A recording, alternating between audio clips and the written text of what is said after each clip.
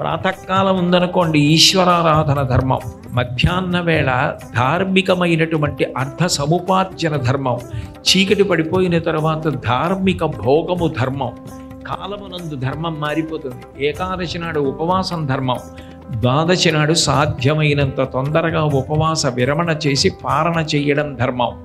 కాలమునందు ధర్మం మారిపోతుంది, ఆశ్రమంలో ధర్మం మారిపోతుంది.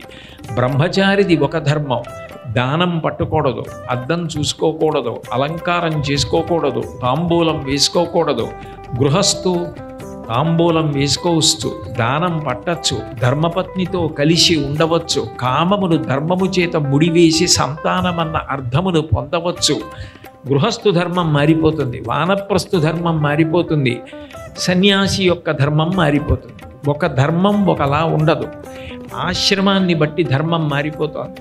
ఇలా మారిపోతున్న ధర్మం ఎప్పుడు ఏది ఆచరించాలో చెప్పగలిగిన వాడెవరంటే భగవంతుడు ఒక్కడే.